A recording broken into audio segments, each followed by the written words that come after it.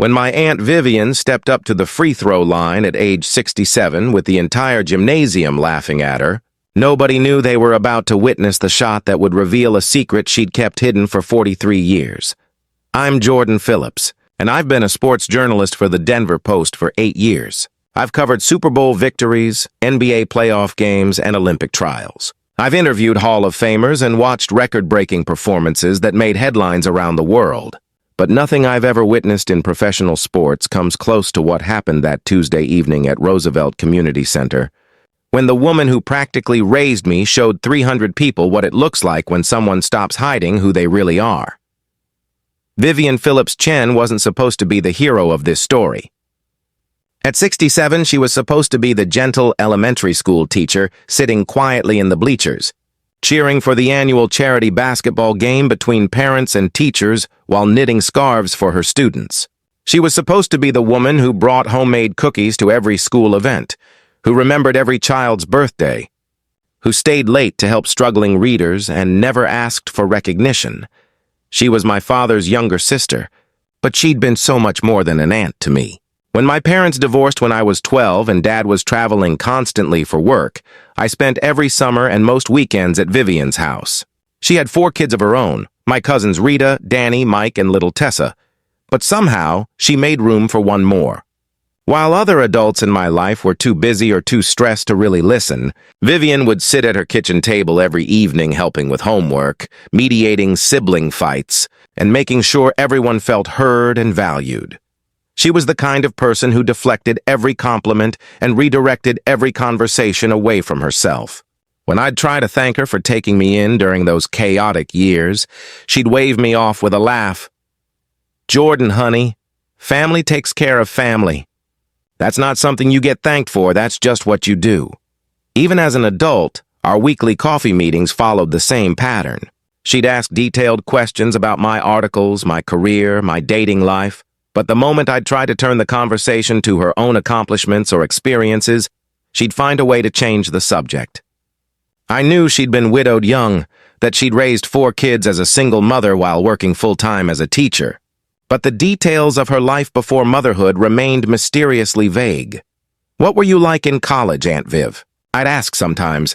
"Oh, just a regular student trying to figure things out," she'd reply with that gentle smile that somehow managed to be both warm and completely evasive. I'd assumed her reluctance to talk about the past was just modesty, maybe some painful memories about her late husband Robert that she didn't want to revisit. I never imagined she was guarding a secret that would rewrite everything I thought I knew about the woman who'd shaped my understanding of strength, sacrifice, and what it means to put others first. The woman I knew was quiet, self-effacing, always in the background making sure everyone else had what they needed. She wore cardigans and comfortable shoes, spoke in soft tones, and had hands that were always busy helping someone else. She was the person who arrived early to set up school events and stayed late to clean up. She was the teacher who spent her own money on classroom supplies and her weekends writing personalized notes to encourage struggling students.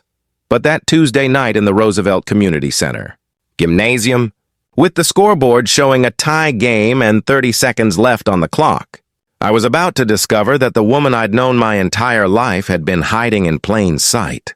The gentle elementary school teacher was about to step into the spotlight and remind everyone in that building that people are far more complex and extraordinary than we ever imagine. What happened in those final seconds didn't just change the outcome of a charity basketball game. It changed how I understood my own family history, how I thought about the choices people make when life demands sacrifices, and what it truly means to be successful. More than that, it taught me that the most remarkable people among us are often the ones who choose to let their actions speak, instead of their accolades. The shot that followed was technically just 2 free throws in a recreational basketball game that maybe 6 people would remember by the following week. But emotionally, spiritually, it was the moment when a woman who had spent decades making herself invisible finally allowed the world to see who she really was underneath all that humility and service. And when that ball left her fingertips, everything changed. Before we dive in, tell us where in the world are you watching from? If you enjoy stories like this, make sure to hit that subscribe button because tomorrow's episode is truly mind-blowing. Let's get started. Roosevelt Elementary School's annual Teachers versus Parents charity basketball game was the kind of wonderfully chaotic community event that small neighborhoods treasure. Every March, the school's gymnasium transformed into a carnival of good intentions, with families packed into creaky bleachers, kids running wild between the concession stand and the court, and adults who hadn't touched a basketball in decades pretending they still had game. This year felt especially significant because it was Aunt Vivian's final hurrah before full retirement. After 31 years of teaching kindergarten through 3rd grade at Roosevelt, she was hanging up her classroom keys at the end of the school year. The principal, Mrs. Donna Hartley, had turned the evening into both a fundraiser for school supplies and a celebration of Vivian's career. I arrived early to cover the event for the Post's community section, but honestly, I was there more as family than as a journalist. Watching Vivian navigate her retirement celebration was like watching someone try to escape from a surprise party thrown in her honor. Every time someone approached with praise or gratitude, she'd somehow redirect the conversation to their children's achievements or ask about their families. "Mrs. Phillips saved my daughter's love of reading," gushed parent after parent, but Vivian would just smile and deflect. "Oh, Kennedy was always a bright girl. She just needed someone to believe in her." The gym itself was a time capsule of 1980s school architecture, with yellow brick walls decorated with decades of student artwork and motivational posters that had seen better days. The basketball hoops were regulation height but showed their age, and the court's paint was worn thin from countless PE classes and community events. Folding tables along one wall groaned under the weight of homemade desserts and coffee urns that had been brewing since afternoon. Vivian held court at her usual station behind the scorer's table, armed with her signature clipboard and a thermos of coffee that never seemed to empty. She wore her standard school event uniform, comfortable navy cardigan, sensible khaki pants, and those practical flats that let her chase after kindergartners all day without complaint. Her silver hair was pulled back in the same neat bun she'd worn for as long as I could remember, and her gentle smile never wavered as she handled the chaos of organizing volunteers and managing logistics. "Jordan, honey, make sure you get some of Mrs. Garcia's brownies before they're gone," she called out when she spotted me setting up my camera equipment. "And don't you dare write anything embarrassing about tonight. This is supposed to be fun, not front-page news." I laughed, knowing that her definition of embarrassing was any attention focused on her rather than her students or their families. Even her retirement celebration felt more like a tribute to everyone else's accomplishments than recognition of her own 3 decades of service. The players began warming up around 7 o'clock, and the contrast between the two teams was immediately obvious and hilarious. The parents' squad was led by Brett Morrison, a real estate agent whose son played varsity basketball at the local high school. Brett treated every community event like a networking opportunity, arriving in expensive athletic wear and spending most of warm-ups talking loudly about his son's scholarship, prospects, and his own glory days playing. Division III basketball 20 years ago, the other parent volunteers ranged from weekend warriors who still believed they had moves to reluctant participants who'd clearly been volunteered by their spouses. Dr. Amanda Reeves, a pediatrician, looked like she'd rather be performing surgery than trying to remember how to dribble. Construction worker Miguel Santos treated his pre-game stretching with the same methodical precision he brought to building foundations. The teachers' team was equally entertaining, but in different ways. Coach Rita Santos, who taught 4th grade and actually knew basketball, tried to organize her teammates with the patience she usually reserved for explaining long division to 9-year-olds. Math teacher Dennis Kim had enthusiasm that far exceeded his athletic ability. Principal Hartley had borrowed her teenage son's sneakers and kept adjusting her glasses every time she attempted a layup. The atmosphere was pure small town America, families cheering for teachers they'd known for years, kids wearing their parents' old high school jerseys, grandparents with cameras documenting every moment. The Roosevelt Roosters mascot costume, worn by some brave volunteer, wandered through the crowd, distributing high fives and probably sweating, buckets under all that synthetic feather fabric. But What struck me most was watching Vivian orchestrate. Everything from her spot at the scorer's table. She knew every family's story, remembered which kids were struggling with what subjects, and somehow managed to make everyone feel like the most important person in the room. When shy second grader Marcus Chen approached her table, nervous about something, she knelt down to his eye level and listened with the kind of focused attention that made him light up with confidence. "Mrs. Phillips," he whispered, "I drew you a picture for your retirement." She accepted the crayon drawing of a woman surrounded by smiling children like it was a priceless work of art. "Marcus, this is beautiful. I'm going to put this on my refrigerator right next to my favorite photos." This was the Vivian I knew, endlessly patient, eternally supportive, always making others feel valued while remaining quietly in the background. She'd been the steady presence at every school event for 22 years. The volunteer who showed up early and left late. The teacher who remembered every former student's name even decades later. "Aunt Viv," I said during a quiet moment, "you've been coming to these games forever but never actually played. Maybe it's time to show these youngsters how it's done." Her laugh was genuine but dismissive. "Oh, honey, I'm just here to cheer and keep score. These old bones weren't made for basketball. Besides, someone has to make sure the brownies don't disappear and the coffee stays hot." I had no reason to doubt her. After all, I'd known her my entire life. The game started exactly as everyone expected, a comedy of errors disguised as competitive basketball. Both teams struggled with basic fundamentals, turning the court into a showcase of air balls, traveling violations, and passes that sailed into the bleachers. The crowd ate it up, cheering louder for spectacular failures than they would have for perfect plays. Brett Morrison dominated the first quarter, using his size advantage and residual athleticism to score easy baskets against teachers who were more comfortable with lesson plans than defensive schemes. His running commentary made it clear he was taking this charity game far more seriously than anyone else. "Come on, Coach Santos, that's not how you guard the post," he'd shout after backing down the much smaller fourth-grade teacher. "Maybe stick to teaching multiplication tables." The parents built a comfortable lead, and the mood remained light until disaster struck midway through the second quarter. Dr. Amanda Reeves went down hard, trying to steal a pass, twisting her ankle badly enough that she had to be helped off the court. 5 minutes later, construction worker Miguel Santos pulled his hamstring during what he insisted was a vintage crossover move, but looked more like a stumble. Then came the call that changed everything. Brett Morrison's wife texted him an emergency.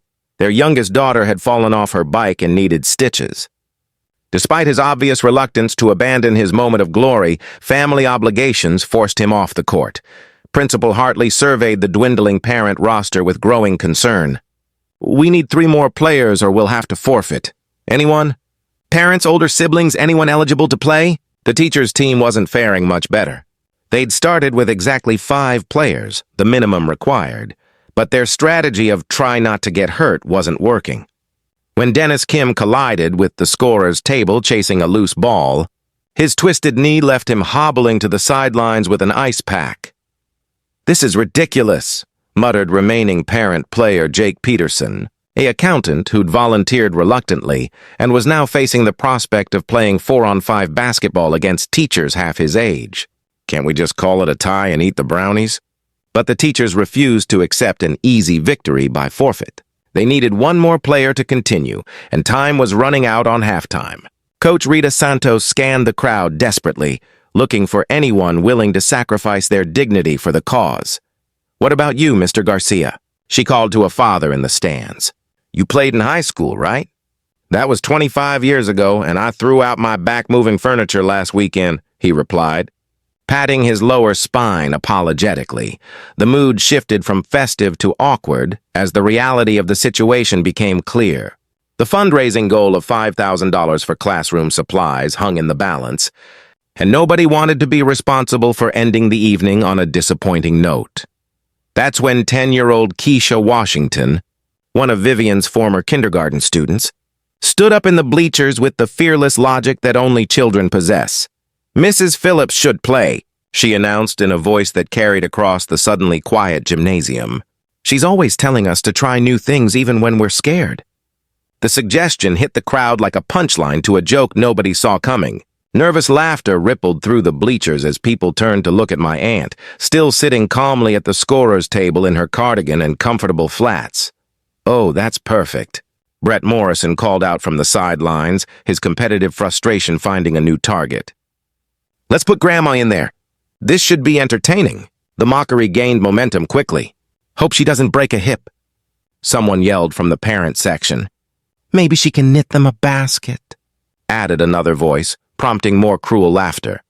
I felt my protective instincts flare as I watched the woman who'd raised me become the evening's comic relief. What bothered me most wasn't the jokes themselves, but the way Vivian's face briefly showed hurt before she forced her usual gracious smile. "That's very sweet." "Keisha," she called back to the little girl, "but I think I'll stick to keeping score. That's much safer for everyone involved, but Coach Santos was running out of options and time.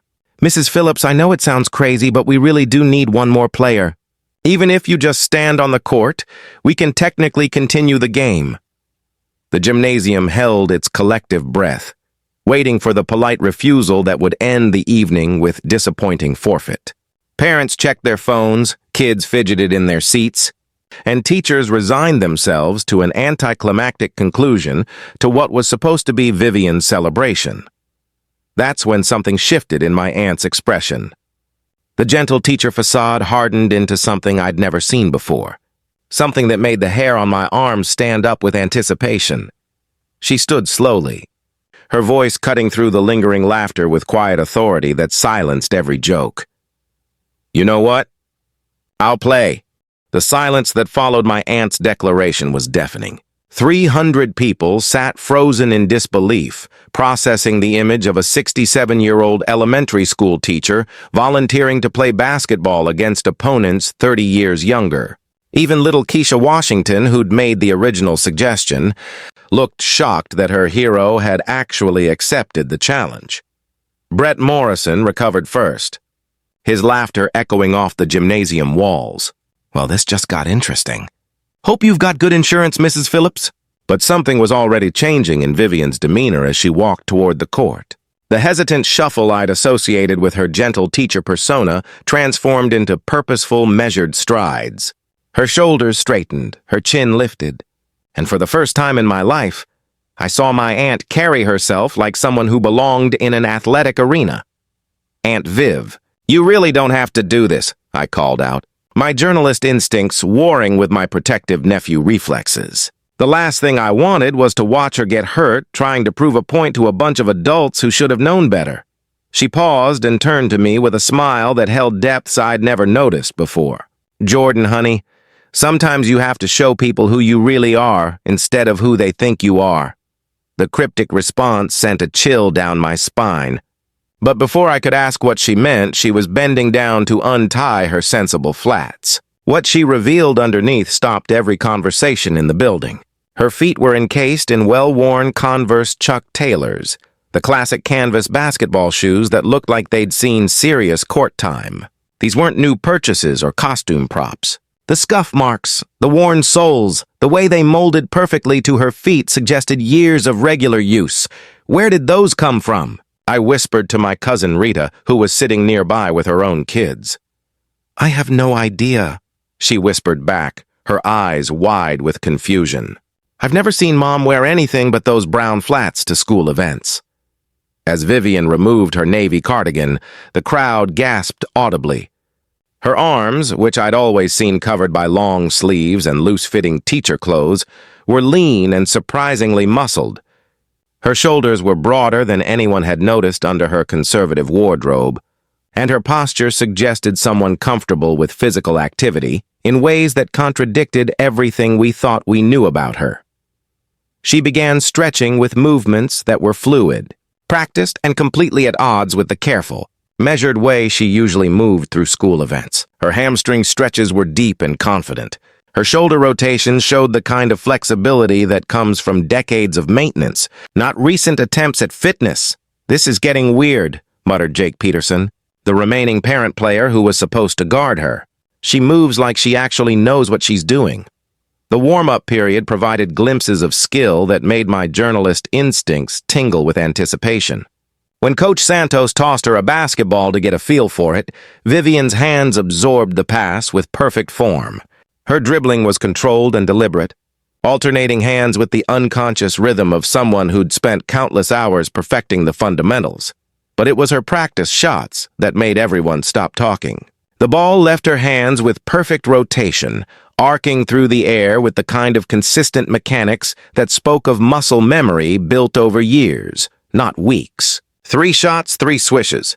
The sound of the net barely disturbing as the ball passed through was the only noise in the gymnasium. Brett Morrison's cocky demeanor faltered slightly as he watched from the sidelines. Okay, maybe Grandma's got some moves. This might actually be entertaining after all. The teacher's team huddled around their unexpected 5th player, unsure how to incorporate someone they'd assumed would be a liability. Coach Santos spoke carefully. Mrs. Phillips, just do your best out there. No pressure at all. We're just grateful you're helping us avoid the forfeit. Vivian's response caught everyone within earshot off guard. Put me at point guard. I'll handle bringing the ball up court and running the offense. The casual authority in her voice, the way she automatically assumed leadership of the team's strategy, suggested someone who understood basketball at a level far deeper than recreational play. Point guard was the most demanding position on the court, requiring court vision, decision-making skills, and the ability to control the game's tempo. Are you sure about that? Coach Santos asked gently. Point guard is a lot of responsibility. I'm sure, Vivian replied, bouncing the ball twice and passing it back with a crisp chest pass that hit Coach Santos's hands perfectly. Trust me on this one. As the teams prepared for the second half, I found myself leaning forward in my seat, camera ready, with the strange sensation that I was about to document something far more significant than a charity basketball game. My aunt, the woman who'd practically raised me, was about to reveal something that would rewrite everything I thought I knew about her past. The question wasn't whether she could play basketball. The question was how well and why she'd kept it secret for so long. Section 5, the climax, big reveal or resolution, 700 words. The transformation was immediate and absolutely stunning. The moment Vivian stepped onto the court for the second half, she became someone else entirely. Every joke, every condescending comment, every assumption about the elderly elementary school teacher evaporated as she took control of the game with the precision of a master craftsman returning to her workshop. Her first possession set the tone. She brought the ball up court with smooth, controlled dribbles, her eyes scanning the defense with the kind of tactical awareness that comes from decades of reading plays before they develop. When Jake Peterson stepped up to pressure her, expecting an easy steal from a nervous amateur, Vivian executed a crossover dribble so crisp and sudden that he stumbled backward, drawing gasps from the crowd. Did she just break his ankles? Someone whispered in the stands, using the basketball term for when a defender gets so badly fooled that they lose their balance. Within 3 minutes, she'd scored 8 points and delivered 2 assists that showcased court vision that belonged in a different league entirely. Her jump shot was textbook perfect. Feet squared to the basket, elbow under the ball, follow-through that sent the ball spinning through the net with barely a whisper of contact. But it was her passing that truly revealed her mastery of the game. She threaded balls between defenders to teammates in positions they didn't even know they were in, turning simple plays into easy scoring opportunities. The parents' team, who had been celebrating their inevitable victory just minutes earlier, suddenly found themselves scrambling to defend against someone who clearly understood basketball at a level none of them could match. Their strategy shifted from casual dominance to desperate damage control. What the hell is happening? Brett Morrison called from the sidelines, watching his teammates struggle against a woman they'd been mocking 5 minutes earlier. She's making them look like middle schoolers. The crowd's energy transformed from amused curiosity to electric excitement. Parents who'd been checking their phones were now on their feet, watching every possession with the intensity usually reserved for championship games. Students began chanting, "Mrs. Phillips! Mrs. Phillips!" with the kind of genuine admiration that no amount of money can buy. But the real moment of truth came with 45 seconds remaining on the clock.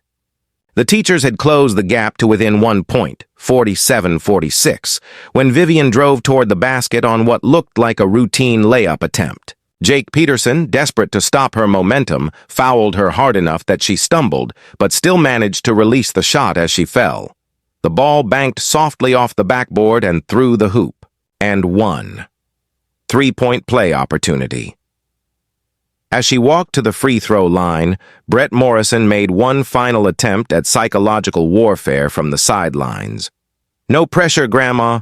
Just the whole game riding on your shoulders now." That's when Principal Hartley's voice cut through the tension from the scorer's table. She was reading from a piece of paper that someone had just handed her, her voice growing stronger with each word as she realized what she was announcing. "Ladies and gentlemen, I've just received some rather extraordinary information about our newest player. Vivian Phillips was the 1976 Colorado State High School Player of the Year, leading her team to the state championship with averages of 28 points and 12 assists per game." The gymnasium fell silent except for the principal's voice, which continued with growing amazement. She was a 4-year starter at Metropolitan State University, where she led the team to the Division II National Championship in 1980 and still holds the school record for career assists with 847. My hand started shaking as I held my camera. Pieces of my aunt's mysterious past clicking into place like a puzzle I'd been trying to solve my entire life without knowing it. This explained her encyclopedic knowledge of basketball when we watched games together, her ability to predict plays before they happened, the way she'd critique NBA point guards with the authority of someone who truly understood the position. But Principal Hartley wasn't finished. After college, she was drafted by the Women's Professional Basketball League in 1980, where she played for the Denver Diamonds for 3 seasons before the league folded due to financial difficulties. The crowd erupted in gasps and murmurs, but the principal's final revelation was the one that made my eyes fill with tears. She gave up opportunities to coach at the collegiate level to raise her 4 children after her husband's unexpected death, choosing family over a career that many believed could have made her a pioneer in women's professional basketball. Vivian stood at the free throw line, basketball in her hands, with 300 people finally understanding who they'd been looking at for the past 22 years. She looked up at me in the stands and mouthed the words she used to say when I struggled with difficult homework assignments. "Sometimes you just have to trust what you know." The first free throw was perfect. Nothing but net. Tie game. The second shot was even better, the ball arcing through the air with the kind of rotation that spoke of thousands of hours of practice. Swish. Teachers win. 49-47. But the real victory came in what happened next, as 300 people realized they'd been in the presence of greatness, disguised as service. The celebration that followed wasn't just about winning a charity basketball game. It was about the moment when 300 people realized they'd been living alongside greatness without recognizing it, and the profound shift that comes when assumptions crumble in the face of truth. Students from throughout Vivian's career rushed onto the court, surrounding their beloved teacher with hugs and tears and questions that tumbled over each other in their excitement. Former kindergartners who were now teenagers, kids she'd taught to read, troubled students she'd helped through difficult times, all converging on the woman who'd just revealed herself to be far more complex than any of them had imagined. "Mrs. Phillips, why didn't you ever tell us you were famous?" asked Keisha Washington, the brave 10-year-old whose suggestion had started everything. Vivian knelt down to Keisha's eye level, her voice carrying across the now quiet gymnasium with the same gentle authority she'd used in classrooms for 3 decades. "Sweetie, I'm not famous for playing basketball.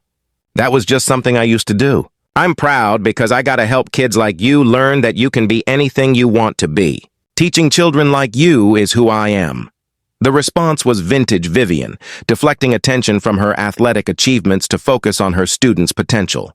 But this time, nobody was willing to let her redirect the conversation away from herself. Brett Morrison, who'd spent the evening mocking her, approached with genuine humility written across his face. Mrs. Phillips, I owe you an apology. Several apologies, actually. I was completely out of line, and I'm embarrassed by how I behaved. Brett, we all make assumptions about people, she replied graciously. The important thing is what we do when we realize we were wrong. The story exploded beyond Roosevelt Elementary within hours. Local news stations picked up the tale of the secret basketball star teacher, and by morning, phone calls were pouring in from sports talk shows, magazine writers, and documentary filmmakers. But Vivian handled the attention with the same grace she brought to everything else, consistently redirecting focus to the fundraising, success, and her students' achievements. My relationship with my aunt transformed over the following weeks as she finally opened up about the chapters of her life she'd kept private. During our next coffee meeting, I peppered her with questions I'd never thought to ask before. Why didn't you ever tell us about your basketball career? I mean, you were a pioneer in women's professional sports. That's incredible history.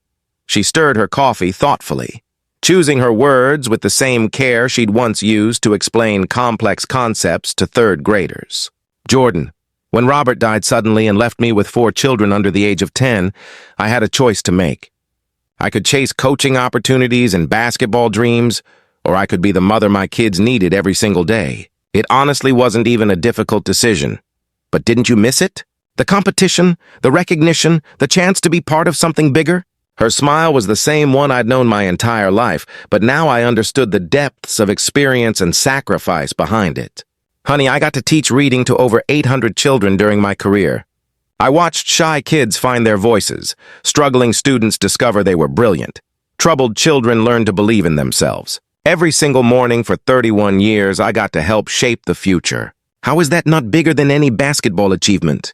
The impact of that night rippled through Roosevelt Elementary and the broader community in ways none of us anticipated. The charity game had raised $12,000, more than double the original goal. Brett Morrison volunteered to coach the school's new youth basketball program, approaching the role with newfound humility and respect for every player, regardless of their perceived limitations.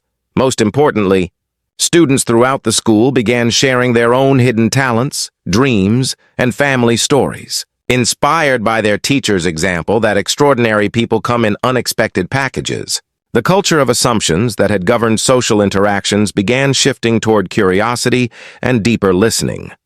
3 months later, I wrote a feature article about Vivian that won a regional journalism award and was reprinted in newspapers across the country. But the line that resonated most deeply with readers came from my conclusion. Vivian Phillips taught me that the most remarkable people are often hiding in plain sight, choosing service over recognition, impact over acclaim. They don't need to prove who they are because they're too busy becoming who others need them to be. A year later, I returned to Roosevelt Elementary for the next annual charity game. Vivian sat in her familiar spot on the sidelines, back in her comfortable cardigan and sensible shoes, cheering for new players with the same enthusiasm she'd always shown. But now, every time a child made a good play, they looked to her first for approval. And every time she nodded and smiled, they knew they were being acknowledged by someone who understood what it meant to play with both skill and heart. The plaque installed in the school's main hallway reads, "The Vivian Phillips Court, where every dream matters." But the real legacy isn't carved in bronze.